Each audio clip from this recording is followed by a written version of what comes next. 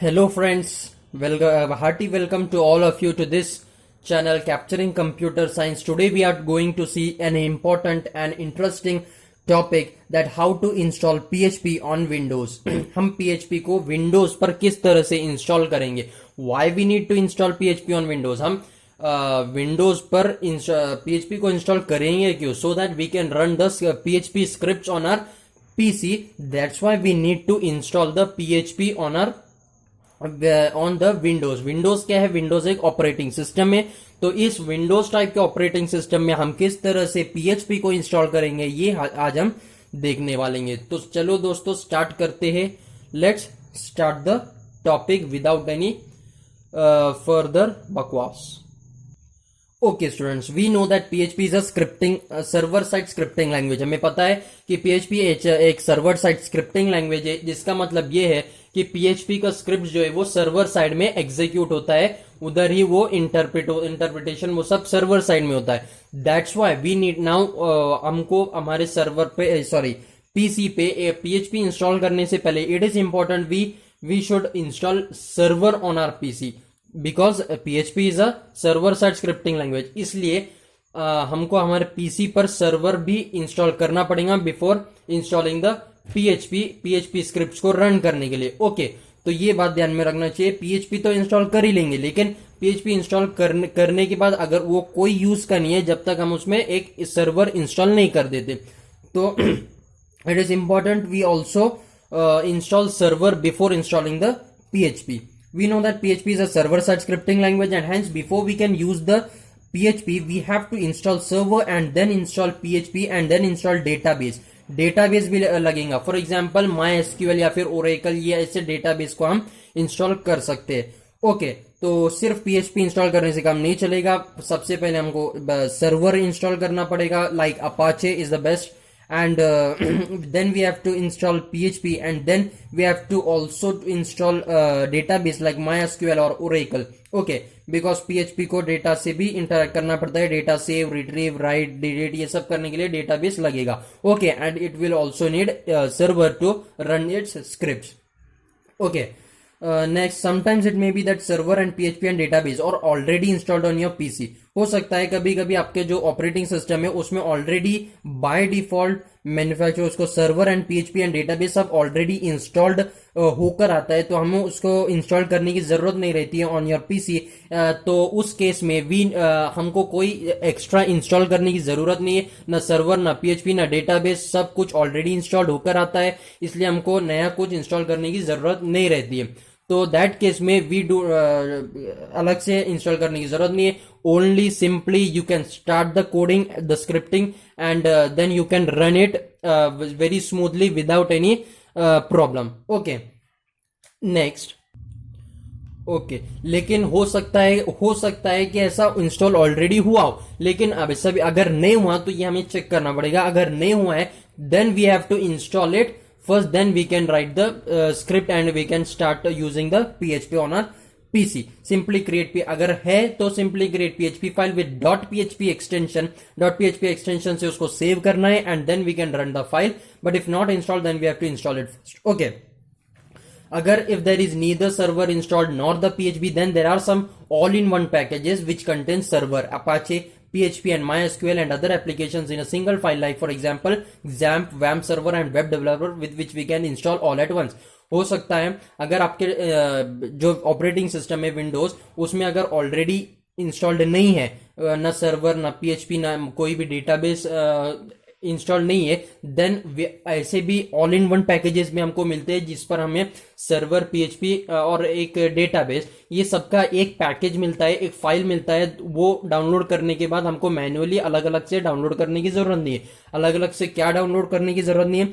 Server और PHP and MySQL, ये अलग अलग से डाउनलोड करने की जरूरत नहीं है। ऑल इन वन पैकेजेस भी अवेलेबल है। फॉर एग्जांपल पैकेज का नाम है XAMPP, WAMP server and web developer. These are the name of the packages. ये पैकेज एक बार हम इंस्टॉल कर लेते तो हमको ऑलरेडी सब सर्वर, PHP एंड MySQL ये सब मिल जाता है, उसके बाद अलग से डाउनलोड करने की जरूरत नहीं रहती है। Okay, install all at once, but it is recommended to install them manually or separately, as it gives us to learn more and also benefits us more by giving more configuration options तो ये recommended नहीं है कि आप ये all in one packages को download करें। अगर आपके पास, अगर आपको डाउनलोड करना है तो आप सर्वर अलग से एंड पीएचपी को अलग से इंस्टॉल कीजिएगा। उसमें आपको ज्यादा बेनिफिट्स मिलेंगे एंड कॉन्फ़िगरेशन ऑप्शंस भी अच्छे से मिलेंगे और आपको ज्यादा कुछ सीखने को मिलेगा। इसलिए ये रिकमेंड करते हैं कि do not down install all in one packages like XAMPP, web server and web developer.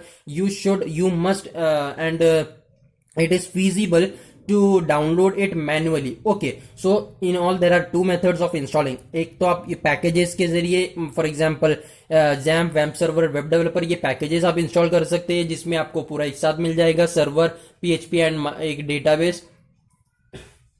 या फिर आप मैनुअली भी इंस्टॉल कर सकते हो separately, that is PHP and server को सेपरेटली आप इंस्टॉल कर सकते हैं। Okay, now we are going to see the step-by-step process of how to install the PHP file manually, not with the help of this package, but manually हम किस तरह से install कर सकते हैं हमारे विंडोज ऑपरेटिंग सिस्टम पर, so that we can run our PHP file on our PC smoothly and efficiently without any problems, and we can also script and run a file very easily. So let's see the step-by-step guide of how to install the PHP file on our Windows operating system. So let's start.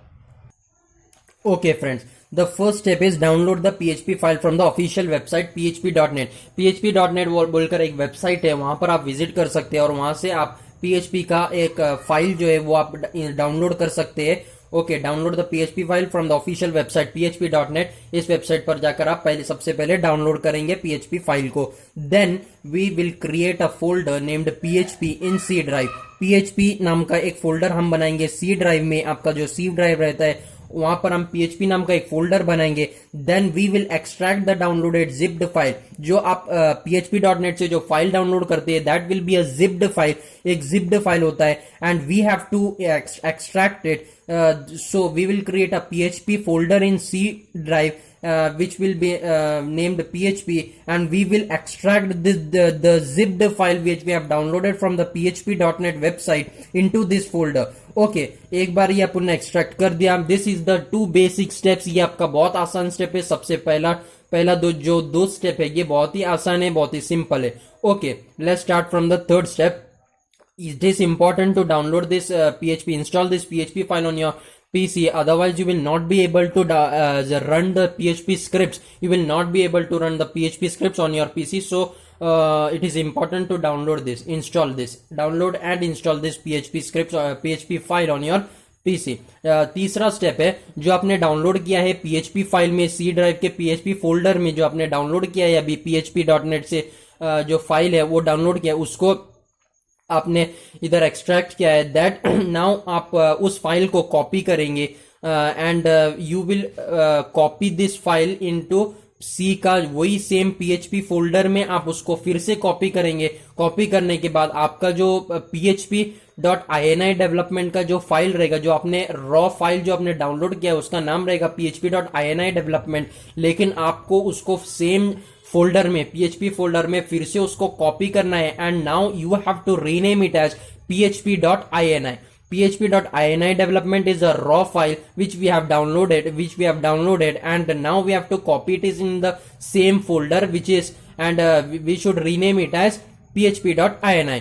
Okay, एक बार आपने इसको rename कर दिया, now we should open this file with Notepad और Notepad plus plus to make some changes. अब आपको इस फाइल में कुछ चेंजेस करना है, and therefore we have to open it in the Notepad और नोटपैड प्लस प्लस सॉफ्टवेयर। उसको ओपन करने के लिए आप उस फाइल पर राइट क्लिक कर ओपन विद ऑप्शन में जाकर आप नोटपैड सिलेक्ट कर सकते हैं। ओके, एंड इस तरह से हम सबसे पहले उसको नोटपैड में ओपन करेंगे, and now we have to make some changes in that file so that we can run the PHP script smoothly. Okay, so let's proceed further. Okay, एक बार आपने नोटपैड में उसको ओपन कर लिया, now we have to go to find tab. Find tab में आप ये टाइप करेंगे extension directory equals to ext। इसको हमको फाइंड करना पड़ेगा। We will see some list of extensions from which we have to enable some of the important required extensions. बहुत सारे एक्सटेंशंस के लिस्ट मिलेंगे आपको।